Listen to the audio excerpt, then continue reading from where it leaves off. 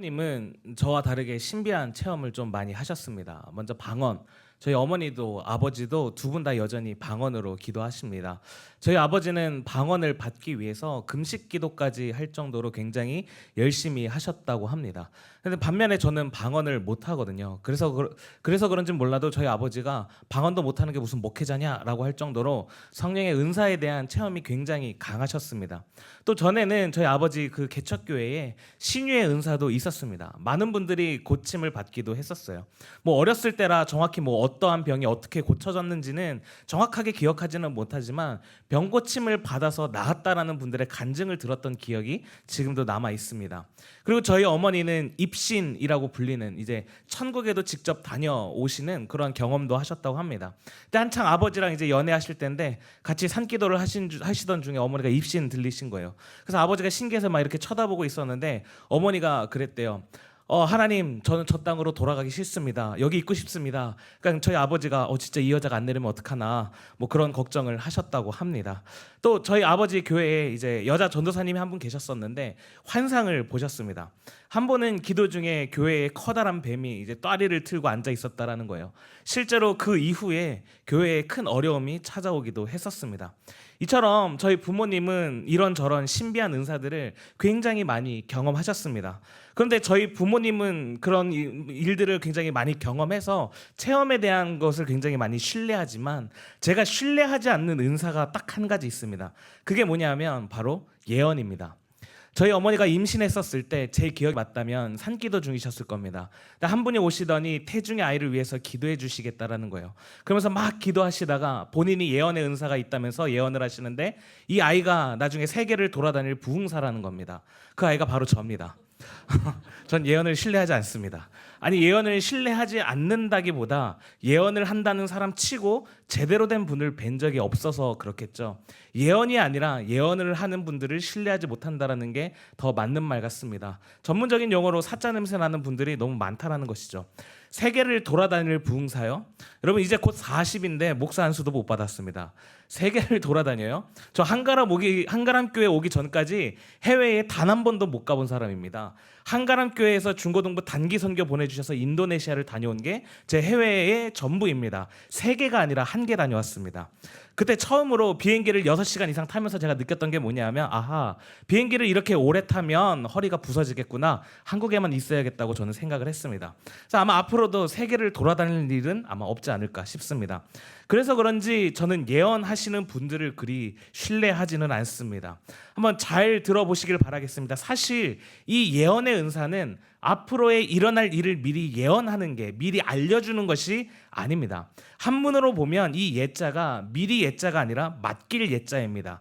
예언의 가장 중요한 속성은 앞으로 일어날 일들을 미리 이야기하는 것이 아니라 하나님이 전하라고 말씀하시는 것을 맡겨주는 것입니다. 그러므로 예언의 가장 중요한 기능은 무엇이냐 하면 지금 일어나고 있는 이 일들에 대한 정확한 이유와 원인을 말해주는 것입니다.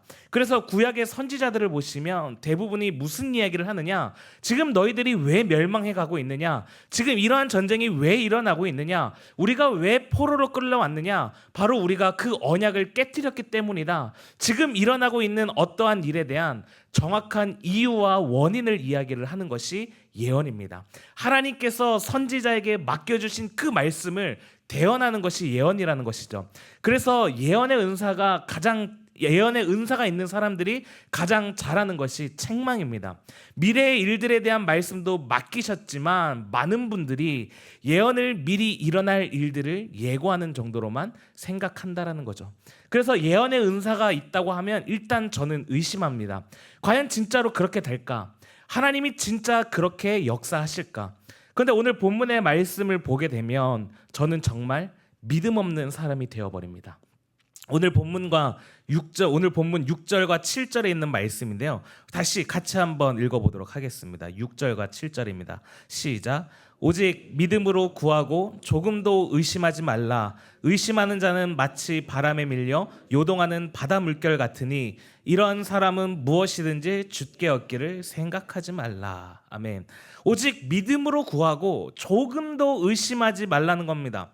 의심하는 자는 무엇이든지 주께 얻기를 생각하지 말라라는 것입니다. 아니, 하나님이 하겠다고 하면 하는 거지 뭘 그렇게 의심하냐, 그러니까 안 이루어지는 거야 라는 말처럼 들립니다.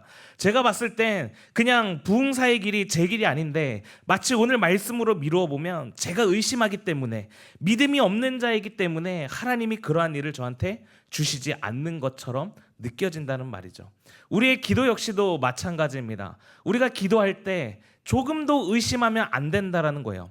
의심하면 두 마음을 품는 거니까 하나님, 내 기도 들어주실 줄 믿습니다. 이미 주신 줄 믿습니다. 역사하실 줄 믿습니다. 그렇게 믿고 확신하면 분명 하나님께서 들어주실 건데, 진짜 들어주실까? 아니면 안 이루어질까? 이 의심을 하게 되면 두 마음을 품은 것이니까 하나님께서 안 들어주신다라는 거죠. 그래서 많은 사람들이 어떻게 생각하느냐, 내가 믿음이 부족해서 하나님께서 우리의 기도를 들어주시지 않는다라고 생각한다라는 것입니다. 그런데 정말 여러분들의 기도가 응답되지 않는 이유가 정말 믿음이 부족해서입니까? 정말 여러분들의 기도가 응답되지 않는 이유가 여러분들이 그 기도가 이루어질지 안 이루어질지 의심했기 때문에 정말 그 기도의 제목이 이루어지지 않는 걸까요? 저는 아니라고 생각합니다. 적어도 여기 계신 여러분들은 저보다 믿음이 훨씬 뛰어나다고 저는 생각합니다. 여러분들이 저보다 훨씬 더 나아요. 여러분들이 믿음 없다라고 이야기한다면 믿음 있다고 이야기할 사람 아마 손에 꼽을 겁니다. 한 번은 제가 전에 있던 교회에서 처음으로 받았던 선물이 있었습니다. 뭐냐면 와이셔츠였어요. 저희가 맡았던 중고등부 아이들이 사역 시작한 지 얼마 안 된 저에게 처음으로 선물을 해준 겁니다. 저도 사역하면서 처음 받아본 선물이었었으니까 얼마나 귀했겠습니까? 사역을 시작하면서 처음 받아본 거니까 너무 감동이었어요. 그 선물을 받고 집에 갔는데 와이셔츠가 없어진 거예요. 포장도 안 뜯어봤는데 사라진 겁니다. 아무리 찾아봐도 없어요. 차를 뒤져봐도, 집을 뒤져봐도, 교회를 뒤져봐도 없는 겁니다. 이게 도대체 어디로 간 건지 진짜 정말 애타게 찾았습니다. 아무리 찾아도 안 보여요. 이거는 애들한테 가가지고 사실대로 이야기하기에도 정말 애매합니다. 중고등부 애들이 정말 그 코 묻은 돈으로 모아서 사준 건데 잊어버렸다? 이건 뭐 사역자로서 빵점인 거죠. 그래서 똑같은 옷을 사서 입고 갈 생각도 해봤는데 제가 포장도 뜯어보지 않아서 이게 어디 브랜드인지, 흰색인지 파란색인지 긴팔인지 반팔인지 전혀 모르겠는 거예요. 그러니까 뭐 할 수 있는 게 기도밖에 없는 거예요. 그러니까 와이셔츠가 소중하다기보다 그 아이들의 마음이 더 소중했기 때문에 간절히 기도했습니다. 그런데 안 나타나는 거예요. 난감하죠. 뭐 이거 기도해도 안 되는 건가 이렇게 생각이 들었었습니다. 그렇게 한 2주 정도 흘렀어요. 제가 교회에서 좀 떨어진 편의점을 진짜 우연치 않게 들어갔는데 거기 그 뒤에 그 개대에 제가 받았던 선물이 그대로 있는 거예요. 쇼핑백이며 포장지며 딱 제가 받았던 게 그대로 있었어요. 평소에 잘 가지도 않는 위치에 있는 편의점인데 거기에 있는 겁니다. 저도 왜 그게 거기에 있는지 모르겠어요. 근데 진짜 막 눈물이 났습니다. 여러분, 전 의심했습니다. 기도해도 안 되나 보다 의심했어요. 믿음 없는 모습이죠. 그런데 하나님이 찾게 해주셨습니다. 여기 계신 분들은 적어도 저보다 믿음이 훨씬 뛰어난 분들이라고 저는 생각하기 때문에 여러분들의 기도가 응답되지 않는 이유는 결코 믿음이 부족해서 또 의심해서는 저는 아니라고 생각을 합니다. 여러분, 정말 우리는 기도할 때 의심하면 안 되는 걸까요? 아니면 저는 오히려 의심해야 한다라고 생각합니다.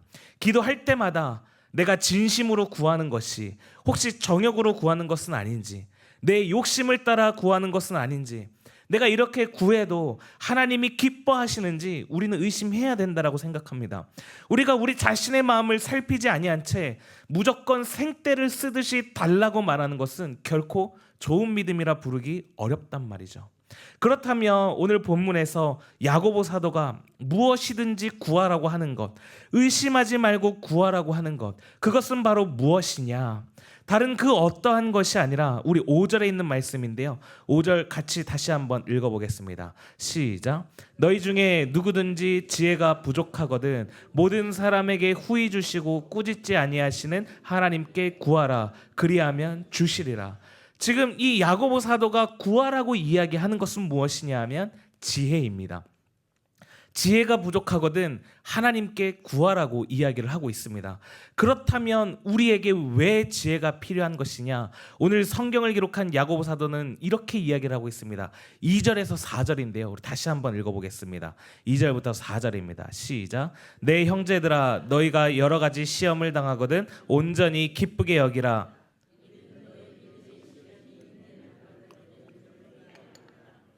인내를 온전히 이루라. 이는 너희로 온전하고 구비하여 조금도 부족함이 없게 하려 함이라. 그리고서는 이야기하기를 지혜가 부족하거든 하나님께 구하라고 이야기를 하고 있습니다. 결국 시험을 당하고 믿음의 시련을 당할 때에 우리에게 필요한 것이 무엇이냐면 인내이고, 그 인내를 이루기 위해서 필요한 것이 지혜라는 것입니다. 여러분, 지혜가 무엇입니까? 잠언 9장 10절에 있는 말씀인데 우리 같이 한번 읽어보도록 하겠습니다. 시작. 여호와를 경외하는 것이 지혜의 근본이요 거룩하신 자를 아는 것이 명철이니라. 하나님을 경외하는 것, 하나님을 아는 것, 바로 그것이 지혜라는 것입니다. 그렇다면 지금 이 야고보 사도가 이야기하고 있는 이 지혜를 구하라고 이야기를 하고 조금도 의심하지 말라고 이야기하는 것은 어떠한 의미냐 하면 바로 하나님은 선하시다라는 것을 알라는 것입니다. 그렇다면 여러분, 2절에 있는 이 말씀이 이해가 되시겠습니까? 이 야고보 사도는 너희가 여러 가지 시험을 당하거든 온전히 기쁘게 여기라고 이야기하고 있습니다. 사실 이 말씀은 우리를 멈칫하게 만듭니다. 왜냐하면 이 말씀은 매우 낯설고 우리로 하여금 불가능한 마음이 들게 하기 때문입니다. 시험이 당하거든까지는 이해가 됩니다. 우리는 살아가면서 종종 많은 경우에 시험을 당하기 때문이죠. 그런데 온전히 기쁘게 여기라는 말은 우리의 경험과 충돌한다는 것입니다. 시험은 결코 기뻐할 일이 아닙니다. 자녀 때문에 속이 무너지는데 그걸 기뻐할 사람이 누가 있겠습니까? 사업이 흔들리고 삶이 답답한데 그걸 기뻐할 사람이 누가 있겠습니까? 몸에 큰 병이 들었는데 기뻐할 사람 누가 있겠냐고요. 제가 한 번은 설교하면서 저희 아들이 심장에 이상이 있는 것 같다라는 의사의 소견을 들었을 때 제가 기뻐했겠습니까? 기뻐했다면 정말 이상한 아빠가 되는 거죠. 그런데요, 최근에 검사 결과가 다시 한번 나왔는데 아무런 이상이 없다라는 거예요. 저는 그때 기뻐했습니다. 여러분, 고난당할 때 기뻐할 사람은 결코 없다라는 거예요. 몸에 큰 병이 들었는데 누가 기뻐하냐는 거예요. 몸이 나았을 때 기뻐하는 게 정상이란 말이죠. 기도해도 달라지지 않는 현실 속에 서 있는 것은 결코 기쁜 일이 아닙니다. 도대체 우리가 왜 고난 속에서 기뻐해야 합니까? 야고보 사도는요, 굉장히 특이한 답을 제시하고 있습니다. 뭐라고 이야기를 하느냐? 너희 믿음의 시련이 인내를 만들어내는 줄 너희가 알미라. 여러분, 2절과 3절에 있는 말씀을 제가 조금 섞어보도록 하겠습니다. 너희가 여러 가지 시험을 당하거든 온전히 기쁘게 여기라고 말했다면 시험을 당할 때 믿음의 시련은 인내를 만들어낸다고 했습니다. 그렇다면 2절과 3절의 말씀을 합쳐서 섞어서 이렇게 이야기할 수 있을 것 같습니다. 믿음의 시련이 인내를 만들거든 온전히 기쁘게 여기라. 믿음의 시련이 인내를 만들거든 온전히 기쁘게 여기라. 여러분, 고난이 찾아왔을 때 기뻐하는 것은 불가능에 가깝습니다. 고난에 유익이 있어야지만 기뻐할 수 있는데 사실 그 고난 자체로는 우리가 기뻐해야 할 이유가 없다라는 거죠. 그래서 야고보 사도는 3절에서 믿음의 시련이라고 이야기를 합니다. 단순히 시련이라고 이야기하지 않고 믿음의 시련이라고 이야기할 때 지금 이 고난은 믿음과 무관한 사건이 아님을 이야기하고 있다라는 것입니다. 다시 말해서 성도가 겪는 고난은 단지 삶을 괴롭히는 무작위적 사고가 아니라 그 고난 속에서 믿음이 드러나고 믿음이 어떻게 반응하는지 나타나는 자리라는 뜻입니다. 이 믿음의 시련이 우리에게 유익한 이유는 이를 통하여서 우리는 성령의 열매를 맺기 때문입니다. 어떠한 성령의 열매냐? 바로 인내라는 것이죠. 이 인내라는 열매가 우리에게 맺힐 때 우리로 하여금 온전하게 하고 구비하게 하고 조금도 부족함이 없게 하기 때문에 인내로 우리는 기뻐할 수 있다라는 것입니다. 조금 더 풀어서 이야기를 하면 이 믿음의 시련으로 말미암아 우리로 하여금 그 고난 속에서 온전하게 하시는, 부족함이 없게 하시는 하나님의 은혜와 사랑을 깨닫게 해주기 때문에 인내가 소중하다고 이야기하고 있는 것입니다. 그러므로 야고보 사도는 고난을 고난 그 자체만으로 보지 말고 믿음과 연결해서 보고 있다라는 것입니다. 근데 여기서 우리는 조금 중요한 구분이 필요합니다. 이 고난이 믿음의 시련이라는 말은 마치 하나님이 심판자처럼 서 계셔서 자, 과연 네가 이 테스트를 통과하나 안 하나 보자라고 냉정하게 바라보신다라는 뜻이 아닙니다. 오히려 야고보 사도의 논리는 조금 더 목회적입니다. 고난은 내가 내 믿음을 보게 하는 자리입니다. 내가 정말 과연 하나님을 신뢰하고 있었는가? 내가 진짜 하나님의 선하심을 믿고 있었는가? 내가 하나님을 의지한다고 말하면서 사실은 형통과 안정과 통제를 더 의지하고 있었던 것은 아닌가? 고난은 이것들을 드러낸다라는 것이죠. 하나님이 우리를 테스트하는 것이 아니라 내 스스로 나를 되돌아본다라는 뜻입니다. 고난은 우리 안에 숨겨진 것들을 표면으로 끌어올리게 됩니다. 그러므로 고난은 단지 외적인 압박이 아니라 내 믿음이 무엇에 어떠한 것에 기대고 있었는지를 드러내는 자리라는 것이죠. 바로 이 지점에서 우리는 너무나도 많이 넘어지게 됩니다. 평소에는 하나님이 선하시다고 고백합니다. 평소에는 내 뜻대로 마옵시고 아버지 뜻대로 하옵소서라고 잘 고백합니다. 이렇게 기도하는 거 어렵지 않습니다. 그런데 실제로 시험이 찾아오게 되면, 실제로 고난을 마주하게 되면 우리의 말과 우리의 중심이 일치하지 않는다는 사실을 우리는 너무 자주 보게 된다는 것이죠. 일이 뜻대로 풀리지 않기 시작하고 자꾸 막히고 또 기도해도 답답하고 설명이 되지 않는 이러한 시간들이 길어지면 내 안에서 올라오는 첫 번째 질문은 과연 하나님은 선하신가입니다. 고난은 사람을 아프게 할 뿐만이 아니라 하나님의 성품을 의심하게 만듭니다.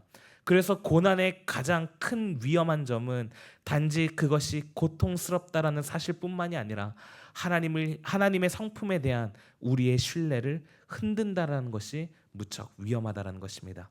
그렇기 때문에 야고보 사도가 기쁘게 여기라고 이야기를 할 때 그것은 그냥 고난의 어려움을 사랑하라는 뜻이 아니라 고난을 대하는 해석의 중심에 하나님의 선하심을 두라는 의미가 될 것입니다. 고난 자체를 보고 기뻐하는 것이 아니라 고난 속에서도 하나님이 일하고 계신다라는 그 사실 때문에 우리는 기뻐할 수 있다라는 것입니다. 다시 말하면 성도의 기쁨은 상황의 밝음에서 나오는 것이 아니라 어떠한 상황이라 할지라도 하나님이 무언가를 이루신다라는 믿음의 인식 속에서 나온다라는 것입니다. 성도는 시험을 보며 기뻐하는 것이 아니라 시험을 다루시는 그 하나님을 알기에 기뻐할 수 있다라는 것입니다. 그렇다면 인내는 무엇입니까? 그냥 참으면 됩니까? 제가 이제 종종 새벽 기도가 끝나고 이제 한강을 뜁니다. 한 5km 정도 뛰고 오는데요. 뛰고 오면 이제 씻을 곳이 없으니까 여기 블루스톤의 지하 목욕탕으로 내려갑니다. 제가 왜 뛰겠습니까? 살 빼려고 뛰는 거 아니겠습니까? 그럼 이제 거기 몸무게가 있으니까 항상 몸무게를 재요. 근데 몸무게를 재기 전에 어떻게든 조금이라도 더 줄여서 나의 몸무게를 조금 더 괜찮게 보이게 하기 위해서 항상 사우나를 들어갔다가 씻고 나와서 몸무게를 잽니다. 그럼 적어도 한 100g 정도는 빠져 있더라고요. 근데 사우나에 들어갈 때 종종 저보다 먼저 들어와 계신 분이 계십니다. 그럼 신기하게도 전 그 사람이 나가기 전까지 절대 안 나갑니다. 누가 시키지도 않았는데 그냥 그러고 있는 거예요. 만약 제가 먼저 나가잖아요. 그럼 제가 진 것 같아서 견딜 수가 없습니다. 그러니까 막 나가고 싶어도 어떻게 하느냐? 끝까지 참는 겁니다. 인내하는 거죠. 여러분, 이게 그리스도인의 인내겠습니까? 그냥 참으면 될까요? 고난 속에서 사실은 속이 썩어 들어가고 있는데, 내가 상처 입고 있는데, 골마가고 있는데, 죽을 것 같은데 말하지 않고 꾹 참고 있는 그 모습이 정말 성경이 이야기하고 있는 인내의 모습이냐라는 것입니다. 여러분, 왜 참고 계십니까? 혹시라도 내가 잘 참아내면 내게 주어질 상급 때문에 그 상급이 더 클 것 같아서 혹시 참고 계시는 거라면 그것이 정말 하나님이 원하시는 모습이겠냐라는 것이죠. 히브리서 기자는 인내를 이렇게 이야기를 하고 있습니다. 12장 1절에서 2절인데요. 같이 한번 읽어보겠습니다. 시작. 이러므로 우리에게 구름같이 둘러싼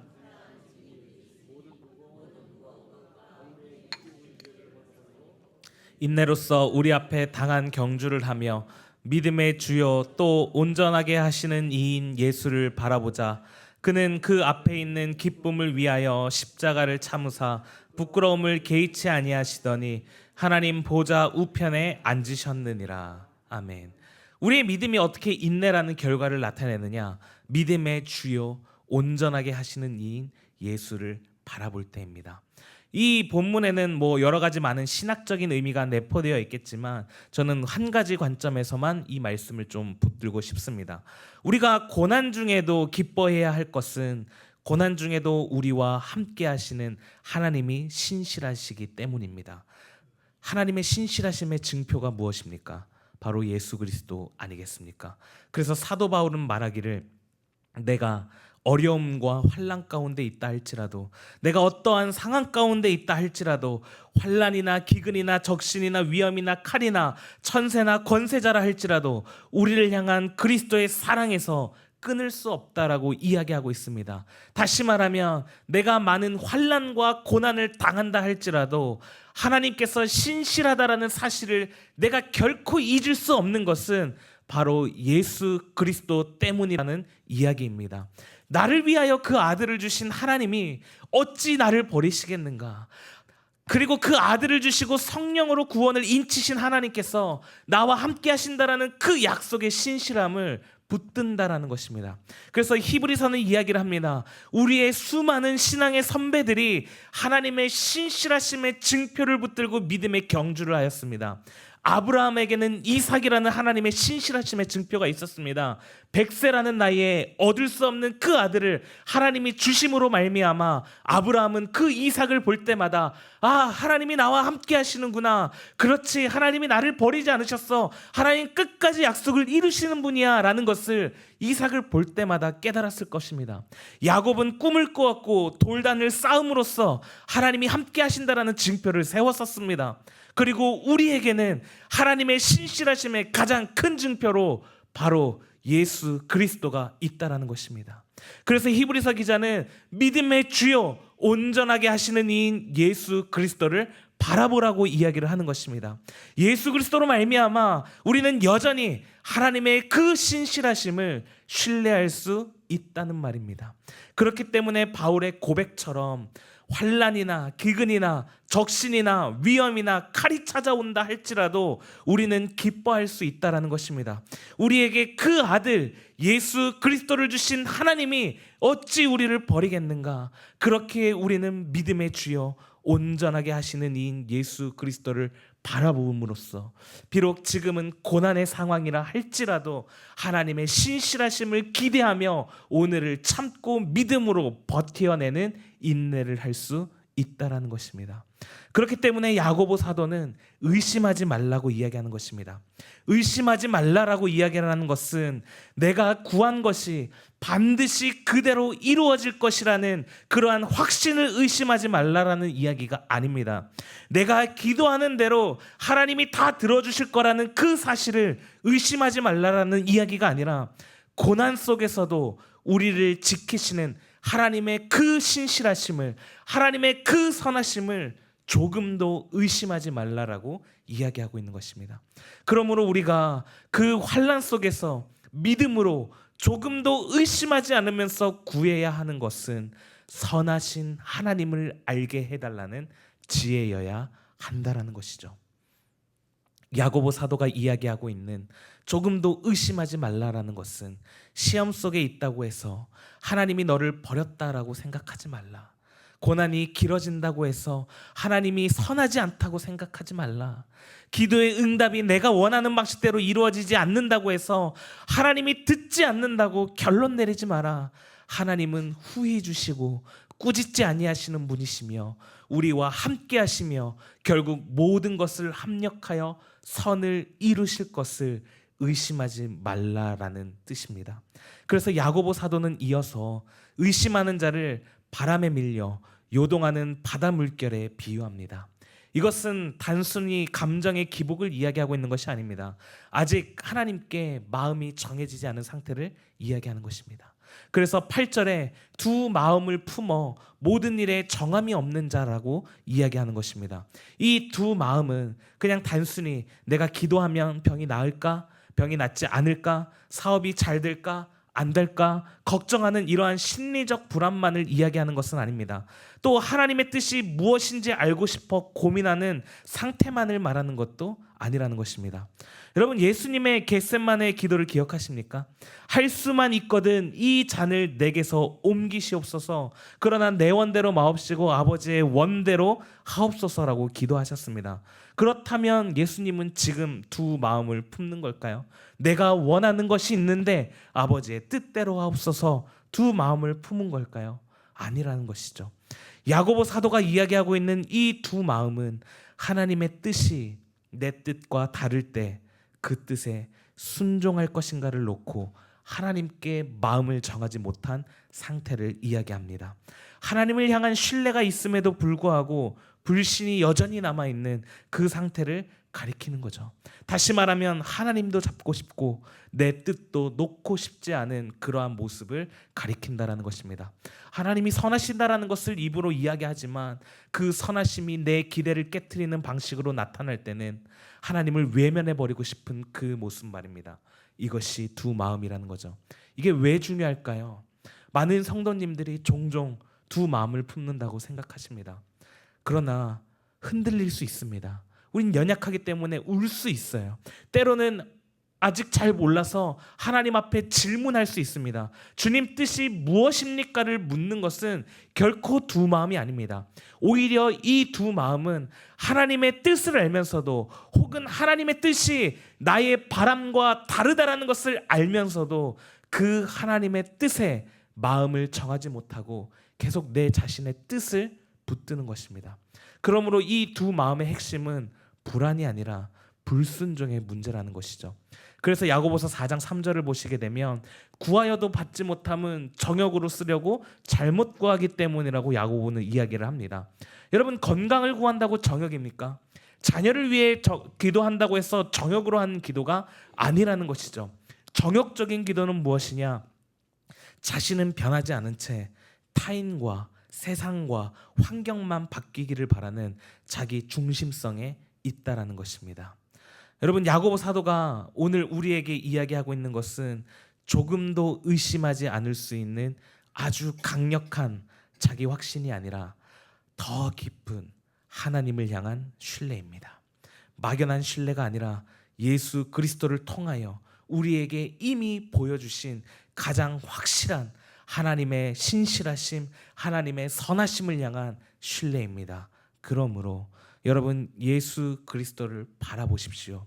예수 그리스도를 바라보기 힘들거든 지혜를 구하십시오. 그리고 하나님의 선하심과 하나님의 신실하심을 알아가는 여러분 되시기를 소망합니다. 내가 원하는 결과를 붙드는 것이 아니라 나를 위하여 아들을 내어주신 하나님을 붙잡는 것입니다. 응답의 모양을 붙드는 것이 아니라 응답하시는 하나님 아버지의 마음을 붙드는 것입니다. 이것이 믿음이라는 것이죠. 그러므로 혹시 시험 가운데 계시다면 왜 이러한 일이 생겼을까를 묻기 전에 선하신 하나님을 붙드시는 여러분 되시기를 소원합니다.